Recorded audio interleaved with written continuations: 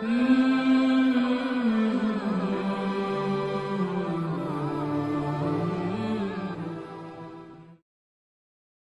the name of Allah, the most gracious and most merciful, may the peace and blessings of Allah, the Exalted, be upon the Prophet Muhammad and his purified progeny, and may the damnation of Allah be upon the enemies. Dear brothers and sisters, Assalamu alaikum wa rahmatullahi wa barakatuh.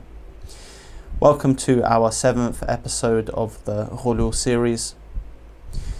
In the first 6 episodes, we focused on some of the clips which were presented by some of the mukhalifin. And within these clips, there were 3 different speakers. What we did is that we analysed these statements, and the point we were trying to make is that even if one shows a speaker who is well known, and this particular speaker utters statements which contradict the Islamic teachings, which contradict the teachings of the Prophet Muhammad and his purified progeny, or contradict their Tawhid. It doesn't matter how big this speaker is, if they say these types of statements, then they are no proof against the Shia and they hold no weight. So we analysed one of the first clips and we spoke about the word Rabb and the context in which the word Rabb applies. So has the word Rabb been used in the Quran? We showed the word Rabb in the Quran used for other than Allah in the non-divine Lordship sense. We then showed in the Ahadith how the word Rabb, even if we accept these Ahadith and would apply it to the Imams, in no way does it mean that they are Allah Azza wa Jal, or that they are the Rabb, the Lord in the divine Lordship sense. Rather, we showed that the meaning of Rabb has a type of meaning pertaining to authority, pertaining to being one who has authority over something and a high status.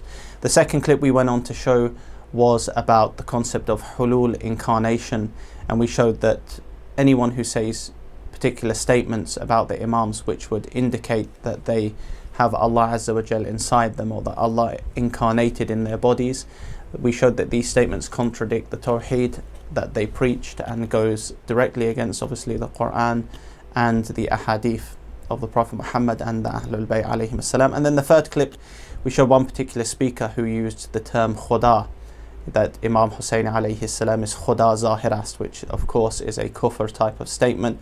And these types of claims were actually made by some of the early Ghulat. We mentioned the name of Bayan bin Sam'an, and also we find it in some of the Rijal encyclopedias or the books of Rijal that this person was also called Bunan. Bunan bin Tab'an was one of the names of this person. So there's also other reports of a different type of name for this individual, however it is the same individual. So now what we want to go into, inshallah ta'ala, is a hadith which is reported in multiple sources.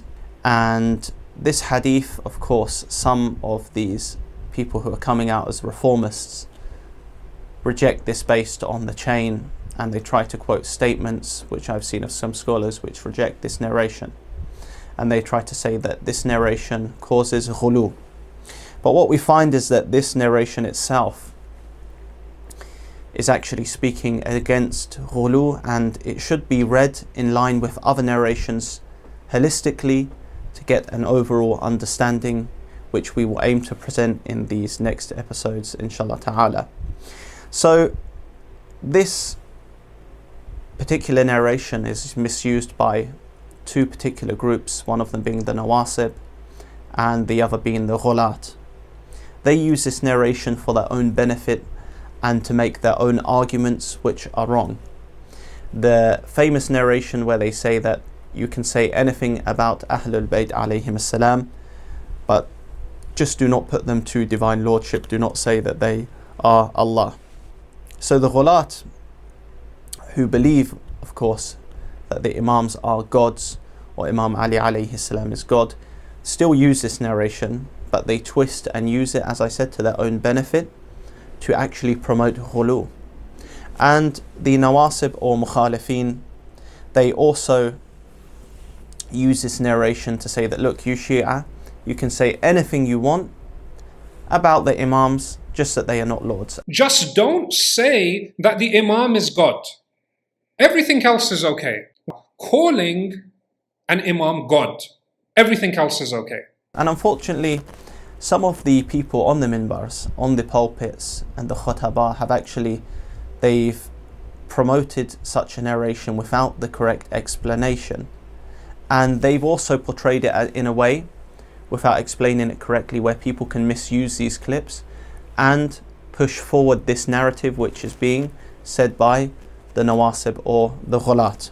And obviously, just to mention, brothers, inshallah ta'ala, of course, I'm recording on a quite a hot day, so we do have a fan in the background, but it should not interfere, inshallah ta'ala, with the main sound of the lecture.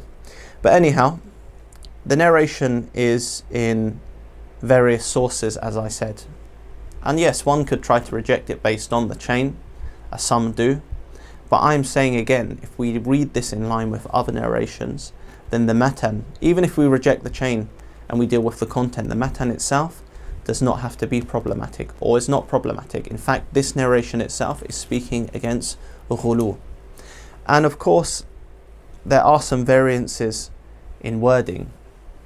Now, this doesn't necessarily mean that there is a contradiction. Rather, we find that sometimes the Imam may mention one statement which has been reported in one hadith, and if we go to another hadith, there are more statements which have been added on to this same statement or initial statement. And this works as well when it comes, anyone who studied basic hadith will know that this also applies in fiqh matters as well. When it comes to prohibitions, the Imam might mention something's prohibited and in another narration expands upon this. So this is very common in the ahadith.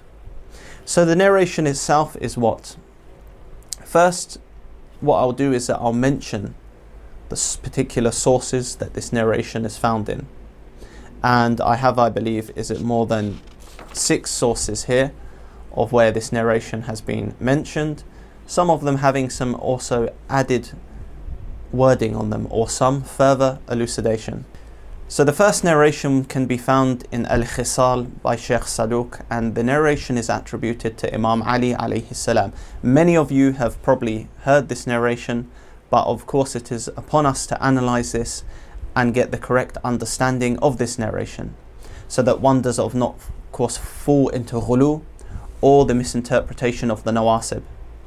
So Imam Ali alayhi salam, it's been attributed that he said, إِيَّاكُمْ وَالْغُلُو فِينَا قولوا إنا عبيد مربوبون وقولوا في فضلنا ما شئتم. So the translation of this is as follows. The Imam said, beware of ghulu, exaggeration about us. Say we are servants, so we are abid, we are slaves and bondsmen of Allah. While, in brackets apart from that, you may say whatever you wish about our virtues. So again, the Nawasib may come and say, or the Mukhalifin, they come and say, so according to this, you just don't call them God, but any other thing you say is allowed and permissible. This is an argument that they give, and obviously we will also be analysing this in further episodes. And inshallah ta'ala, we try to keep our episodes brief, maybe not more than 20 minutes, so that more people will watch. Yes, some of the ulama and lecturers on YouTube, they may even have lectures up to 3 or 4 hours. However, this is very hard for people to follow, and they need to watch these in parts or they get tired. So what we'll do, as we've been doing previously, is that we will split up these episodes. So the first source of this, about beware of exaggeration from us, but say what you like, or say that we are servants and bondsmen of Allah, while apart from that you may say what you wish about our merits, our fada'il. This is firstly mentioned in Al-Khisal. And when looking at this narration, we see, okay, how is this narration being used for ghulu, as some of these reformers try to claim, when the Imam first is saying beware of ghulu, beware of exaggeration about us. This narration, firstly, it goes against the ghulat, and then the Imam clearly makes it apparent that they are abid, they are slaves and those who worship Allah Azza wa Jal. They are worshippers of Allah Azza wa Jal and in His submission.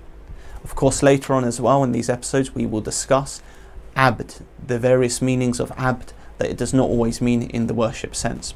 But the Imam makes it clear here that they are servants to Allah Azza wa Jal. They are under Allah's authority. They are submitted to Allah and they are in the obedience of Allah. So clearly here the Imam saying beware of ghulu, and then saying that they are abid completely negates doing ghulu according to this narration. While apart from that, you may say what you wish about our virtues. So does this mean one can make something up? Of course, we will elaborate on that later. Let's go to the second narration. So the second narration, or two serious sources, or that people may say about that this narration is reported in, firstly al-Khisal and then Basair ad-Darajat. We find in the next narration that Imam Sadiq alayhi salam, or it's been attributed to Imam Sadiq, that he said, Ya Ismail, la tarfa' al-bina fawqa طاقته فينهدم اجعلونا عبيدا مخلوقين وقولوا فينا ما شئتم. So in this narration there's a variance in wording or added to it, but we'll read the translations. So O Ismail, do not build a construction higher than its strength, for it will collapse. Make us abid, make us slaves, makhluqeen, who are created, make us these created slaves, and then say about our merits as you wish.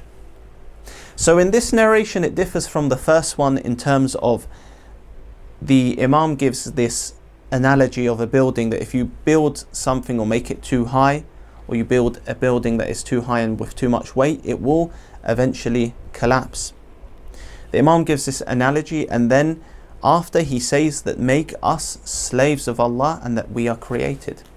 And this is important because some of the Ghulat, they do not necessarily say the Imams are God directly or are gods directly, but they'll say other sly things, such as them saying Imam Ali alayhi salam, he is not created, he is eternal.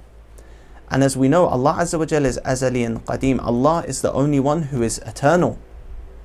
There is nothing else which is eternal, rather everything was in a form of non-existence and then came into existence. Even the Ahlul Bayt alayhim salam, even the Prophet Muhammad and the great prophets, we see, yes, these are great personalities who we love and we cannot comprehend their fada'il, their merits. However, they are created and they are creation. So the Imam here says that make us abid, ones who are subservient to Allah Azza wa Jal, and make us makhluqeen, those who are of course created.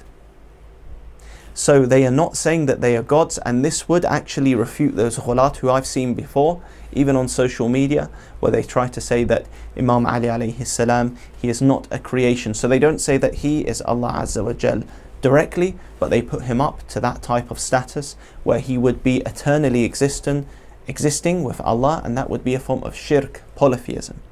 So the second narration here, we have the analogy about do not build the building too high, and the Imam possibly is trying to say here, yes, do not make the status overly of the Prophet or the Imams, otherwise this will lead to your collapse and your destruction, because then you go into polytheism and shirk and you associate partners with Allah Azza wa Jal.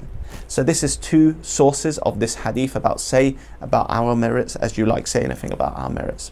Now the next source of this is in Kashf al-Ghumma, and it's from Imam Sadiq alayhi salam, or attributed to him, where he says to another companion or companions, Ya Malik, Ya Khalid, qulu fina ma shi'tum. O Khalid and O Malik, say what you like about us. وَإِجْعَلُونَا مَخْلُوقِينَ. So now he's saying here again, similar to the second narration, say what you want about us, but make sure that you are saying, you're putting us, that we are creations. And if anything is creation, already it has negated any form of shirk in that sense, that they are eternal.